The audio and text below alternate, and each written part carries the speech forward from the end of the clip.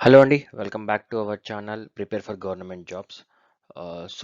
As a part of daily news, current affairs, articles, ఇవాళ మనము dolphins గురించి చూద్దాము. దాన్ని ఏమంటారంటే గ్యాంగాటిక్ డాల్ఫిన్స్ అంటాము. అవి మన ఇండియాలో కనిపించే గంగా డాల్ఫిన్స్ అని కూడా అంటారు తెలుగులో. సో వాటి గురించి మనం ఒక న్యూస్ వచ్చింది. So as a part of that మనం ఆ న్యూస్ గురించి అండ్ ఆల్సో వాటి డిస్ట్రిబ్యూషన్ ఎక్కడెక్కడ ఉంది, వాటి లక్షణాలు ఏంటివి అండ్ అలాంటి విషయాలనేవి కూడా తెలుసుకుందాం ఇప్పుడు మనం.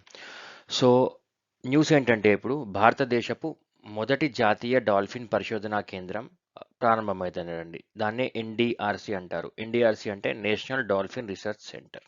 సో ఇది ఎక్కడ స్టార్ట్ అయింది? సో ఇది వచ్చేసి మనకు బీహార్లోని పాట్నాలో ప్రారంభమవుతుందండి. ఎన్డిఆర్సి నేషనల్ డాల్ఫిన్ రీసెర్చ్ సెంటర్ ఎక్కడ ప్రారంభమైంది? బీహార్లోని పాట్నాలో ప్రారంభమైంది. సో ఎన్డిఆర్సి ఆసియాలోనే మొట్టమొదటిసారిగా గంగా డాల్ఫిన్లను అధ్యయనం చేసే శాస్త్రవేత్తలు మరియు పరిశోధకుల కోసం ఉపయోగపడుతుంది. సో ఈ గంగా డాల్ఫిన్స్ని అధ్యయనం చేయడానికి ఆ శాస్త్రవేత్తలకు పరిశోధకులకు ఇది ఒక ప్లాట్ఫామ్ లాగా ఉంటుందటండి ఎన్డిఆర్సి అనేది. ఓకేనా?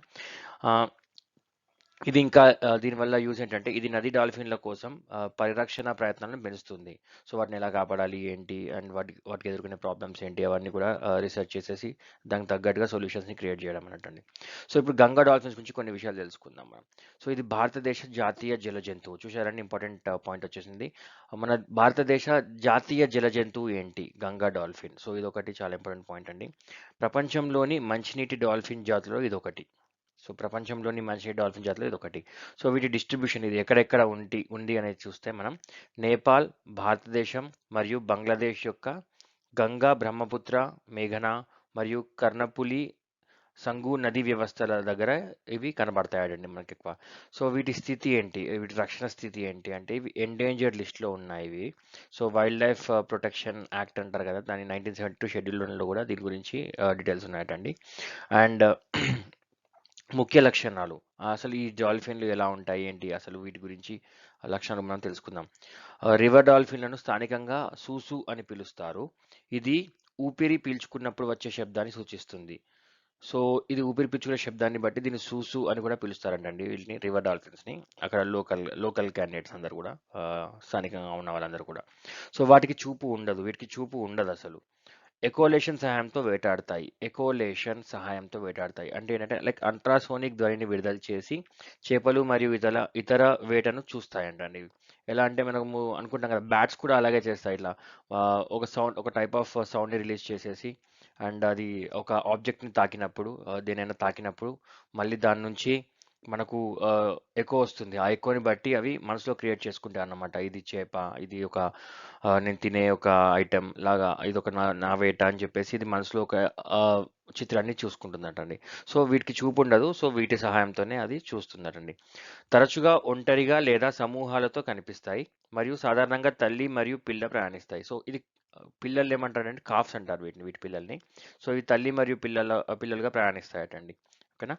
ఆడవారి కంటే మొగవి ఆడవి మగవారి కంటే పెద్దవి మరియు ప్రతి 2-3 సంవత్సరాలకు ఒకసారి ఒక కాఫ్కి జన్మనిస్తాయి.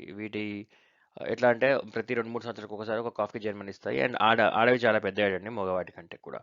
సో ఇవన్నీ ఇంపార్టెంట్ పాయింట్స్ మన డాల్ఫిన్స్ గురించి. గ్యాంగాటిక్ డాల్ఫిన్స్ అంటారు, గంగా డాల్ఫిన్స్ అంటారు, వాటి గురించి ఇంపార్టెంట్ పాయింట్స్. సో మీరు మళ్ళీ ఒకసారి దీంట్లో ఇంపార్టెంట్ పాయింట్స్ అన్ని కూడా చూసుకుంటే NDRC national dolphin research centre and ఇది ఎక్కడ ఉంది అంటే బీహార్, పాట్నా.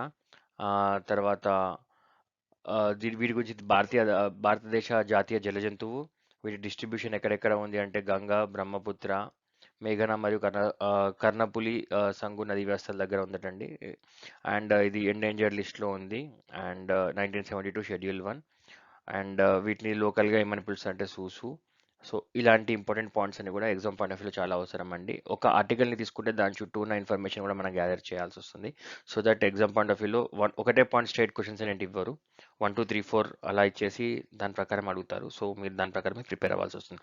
ఇంకా దీని గురించి ఇంపార్టెంట్ పాయింట్స్ ఏమైనా మీకు తెలిసింటే కామెంట్ చేయండి అండ్ మా ఛానల్ని సబ్స్క్రైబ్ చేయండి ఇలాంటి మరిన్ని న్యూస్ కోసం అండ్ ఇంపార్టెంట్ ఇన్ఫర్మేషన్స్ కోసం. థ్యాంక్ యూ అండి.